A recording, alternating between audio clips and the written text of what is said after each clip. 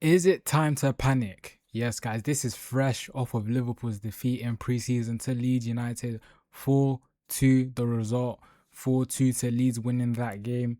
And throughout this preseason there has been a lot of glaring worrying signs that could forecast potential trouble for the season ahead.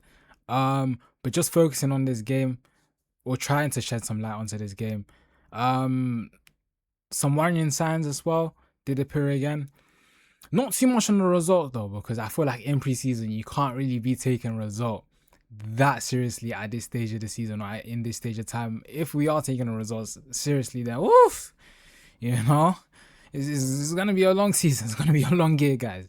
Yeah, but my thoughts and reactions from the game is just that the loss to Leeds, man, the goals we were conceding, I don't know about you guys, but like the goals we were conceding were very sloppy goals. It wasn't like we were getting cut open. They were very sloppy, like statistical goals.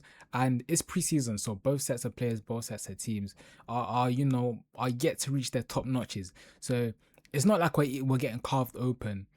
It's just through our own mistakes. So if it was to come to the season where we are in, the middle of the Premier League season, 8, 9 games already into the Premier League season, where teams are starting to ramp up their levels and teams are playing their football and they are starting to carve us open, and the goals aren't just even coming from our own mistakes. It's just us not being able to cope with the game, right? With what the opposition is bringing to us, we could be into some trouble. I ain't gonna lie, guys. We could be into some trouble. The first goal that we conceded, um, how did it go again? Oh yeah, Kirkes having turnover in the middle, not even in the middle, in a dangerous position in the pitch. I think he was just trying to do too much over there, trying to look cool, a highlight reel. I don't know what the fuck he was doing, bro. But yeah, he turned it over in a dangerous position, and turning the ball over in a position like that on that area of the field only spells trouble, right? And we got punished for it. That was the first goal. Calvert Lewin at the double. I think one of his goals was from a set piece, a corner, heading it in. And then who was it that scored the third? I can't remember who scored the third for Leeds. But I think one of the Leeds goal as well. It wasn't Aronson's goal. I forgot the last Leeds goal scorer, right? I forgot who it was, but again, it was from a set piece kind of situation from the throw in. Very scrappy, very, in my opinion, just poorly defended passage of play from Liverpool, right? Um, so yeah, the goals conceded were very sloppy, if you ask me.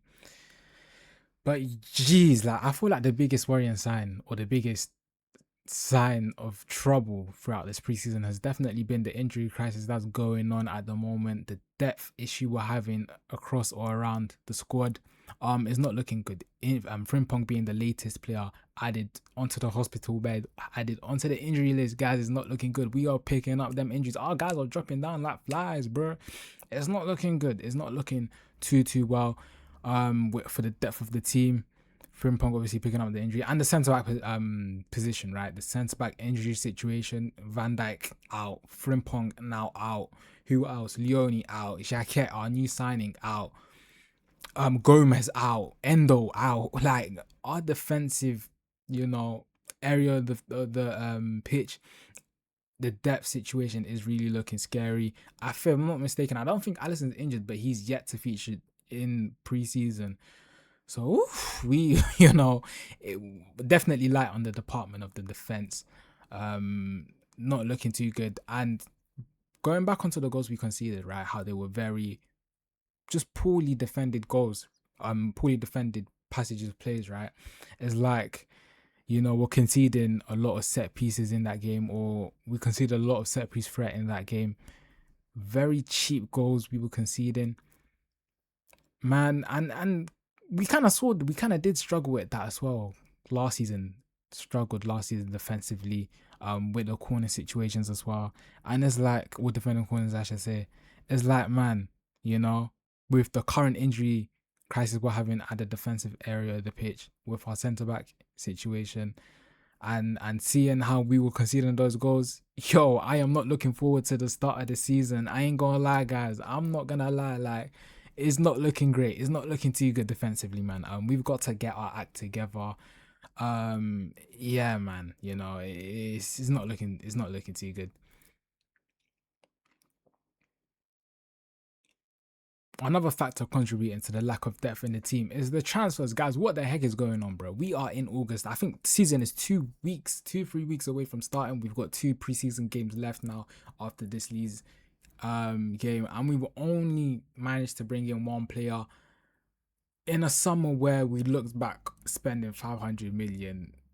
Coming into this transfer window, we even though we dropped 500 million, we were saying to ourselves, or we were thinking, we were believing that we still need more activity. There is glaring holes in this team that was showed throughout last season, and we were like, we're not going to compete for anything if we don't patch up those holes in our team. And so far, we failed to do that. If anything, I should say, really. The one player we have managed to bring in, Victor Munoz, is yet to feature in preseason, and we kind of did bring him in as a rotational piece for the left flank. Listen, a legendary figure, a legendary player like Mohamed Salah leaving, that's another massive hole left in our team, right, for us to patch up over the summer. We are yet to do anything with that. We've been fighting with Yandy Amonde, lost out to him. We're currently fighting in the battle for Bradley Barcola. We don't know if we're going to get him. That saga is dragging out far too long for my liking, guys. I'm not going to lie, to be honest. The season literally being around the corner, we are yet to replace Mo Salah. And the injury, the winger department last year with Mo Salah was an area where we needed serious strengthening, serious investment in. So Mo Salah leaving and us not replacing him is just adding on to the task we have, right? The midfield, I believe the midfield of all the areas on the pitch, I genuinely believe we're good in the midfield. The midfield is good. I'm loving the midfield depth, the midfield situation right now, how the midfield is looking. The only thing I could say that we do need to turn our attention to is the DM position. I do believe that the profile of players we have in that the DM position is kind of weak. I feel like the profile of players we have in that position don't really suit what we're looking for. If you guys ask, or if you guys know what I'm saying, I feel like, especially with the introduction of Florian Watson to this team, there's gonna be a lot more defensive responsibility on the rest of the team, or on the rest of the guys at the back, I should say, just because of the nature of Florian Wirtz, right? He's more attacking player. I don't want to say a luxury player, but he's the kind of guy, he's the kind of player, the kind of midfielder where you need to release responsibility from him in order for him to do most damage, in order to get the most out of Florian Wirtz, in order to maximize Florian Wirtz. He is the kind of player where you need to take responsibility off him, and that's just gonna add more responsibility onto the guys at the back. And I feel like because of that, we do really need the need for a defensive midfielder. The profile of a destroyer is ever more needed, if you guys know what I mean. And I feel like the only player of that profile that falls into that prototype is Endo, and he's out. And even him being fit, I love Endo, but to start a 38 game season in the Champions League as well, chasing the Champions League, Premier League, and other competitions to win that. Even when he was fit, he wasn't really getting minutes under Klopp and Slot. So, yeah, it was a position we needed to strengthen in. The current midfielders that we are playing in that position, Gravenberch, Bezetic, Curtis Jones, Trey Nyoni, he's looked very well this preseason, looking very good. They don't fit into that destroyer mold, if you guys know what I mean. They are amazing players in the pivot. If it comes to the midfield profile of having the pivot or in the pivot, I think we're well off in that position. You could also throw McAllister in that pivot situation as well. I think we're well off in that position. That prototype of midfielders, we don't really need that anymore. We need more of a destroyer, and I feel like that is probably one area of the midfield where I feel like we need to strengthen in. So yeah, man, we need defensive reinforcements. We need at least one midfielder reinforcement, preferably a DM, and I feel like we need two more attacking players, And yeah, man, so far only bringing in Munoz. Listen, it's I feel like we could be doing better. We could be doing better, guys.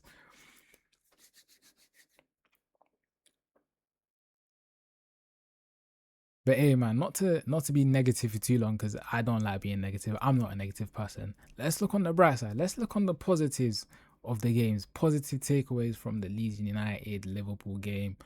Like I said, I don't want to ponder too much on the result, but performances though, two players that really, piqued my interest in that game, and I was actually pleased to see Isak, my favorite gunman. Isak.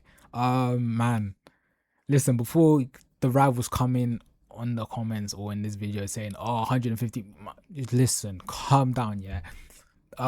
If we take into context him coming off the crazy transfer saga he had, not having enough time to settle into his new team, didn't even have a preseason, starts getting fit, then gets a serious leg injury, and then, he's essentially been struggling to get back up to form.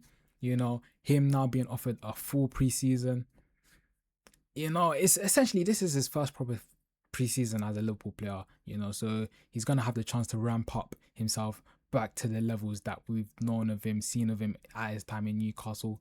I felt like he had a good game yesterday. He didn't score, but it's preseason. The performance is what matters the most at the end of the day, if you ask me, is what I'm most concerned about at the moment, at this stage of the year, at this stage of the season. I feel like Isaac played well, man.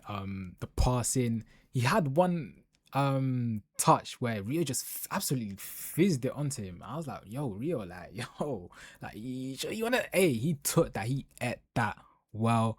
I felt like his close control was good, his touch is looking good, his touches were sharp, if you asked me.